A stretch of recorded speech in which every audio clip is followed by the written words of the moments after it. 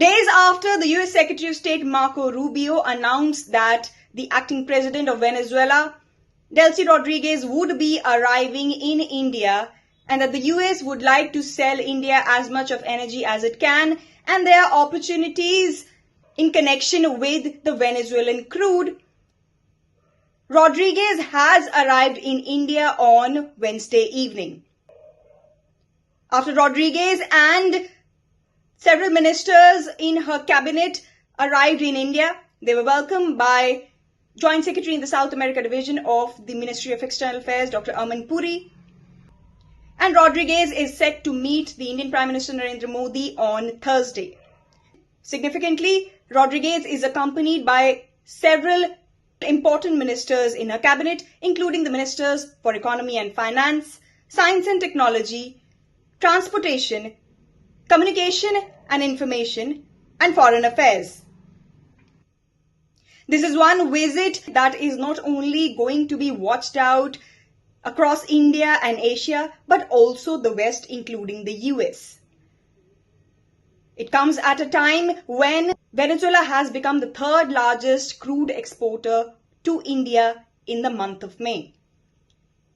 Furthermore, the Ministry of External Affairs has categorically stated that during Rodriguez's visit to India, both nations will continue to strengthen bilateral cooperation in the areas of energy and pharmaceuticals, along with other sectors of mutual interest. After meeting the Indian Prime Minister, Rodriguez and her delegation are also set to visit important sites related to the energy, pharmaceuticals and auto sector of India and explore opportunities of collaboration in these sectors. Now, this is Rodriguez's sixth visit to India and she's not new to the country. In fact, in the year 2025, she had arrived in India as the Vice President of Venezuela. And even before this, she has arrived in India on several occasions in different capacities, including that of the Venezuelan Foreign Minister. In fact, Rodriguez was also supposed to participate in the International Big Cat Alliance that was proposed to be held in June in New Delhi, but has been cancelled because of the outbreak of the Ebola crisis. This visit comes even as there has been much discussion on India's energy needs and how India has been attempting to diversify its sources of energy. India is the second biggest crude importer across Asia. And hitherto, it has been the oil from the Persian Gulf majors, which have been the traditional suppliers of crude to India, along with Russia, which have been the major importers of oil.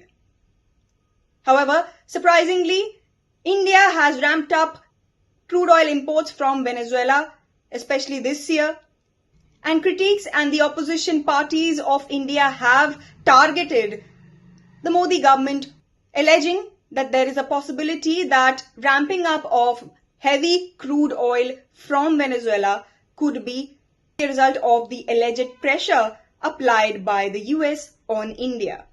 However, the Indian government has maintained that India will continue to buy crude oil to meet its domestic needs, depending on the need of its oil marketing companies, which are responsible for catering to the needs of the vast domestic market. However, it was an announcement by the US Secretary of State Marco Rubio about Rodriguez's visit that had attracted more criticism from the opposition here in India, which pointed out that Rodriguez's visit was first announced not by an Indian government official or the Ministry of External Affairs, but by the US Secretary of State. Now, with Rodriguez and her ministers set to hold bilateral meetings over this 4-day tour, it remains to be seen how much of crude India is ready to purchase from Venezuela. This is significant because while imports of Venezuelan crude have increased to India, especially this year, the difference between the quantum of crude being imported from Russia and the Gulf majors is still much higher to what India is importing from Venezuela. It is also significant to note that while Venezuela has the largest oil reserves in the world with 303 barrels, its oil production is only around 1%. Now this is far less for a major country like India, which will continue to need the Russian oil and also the oil from the traditional Gulf suppliers, which are much closer to India than Venezuela. Also important to be noted is the fact that the time taken to supply Venezuelan crude to India vis-a-vis the Russian crude and the crude from Middle East is much higher. And in fact, the voyage of a crude oil tanker from Venezuela to India is almost 45 days longer. On the other hand, the crude from the Persian Gulf arrives in India within 5 to 6 days. Similarly, crude from Russia also doesn't take much longer to arrive in India.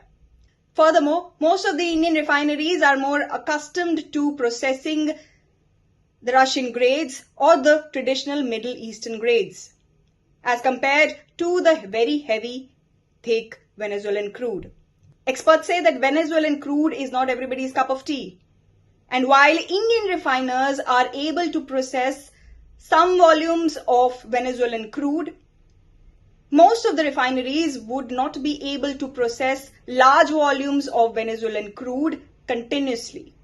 So with these technicalities in the backdrop, it remains to be seen how much of more crude India can afford to purchase from Venezuela in the coming days. We'll keep tracking this significant visit of the acting president of Venezuela to India. This is me, Shikha Salari, reporting from New Delhi for India Abroad.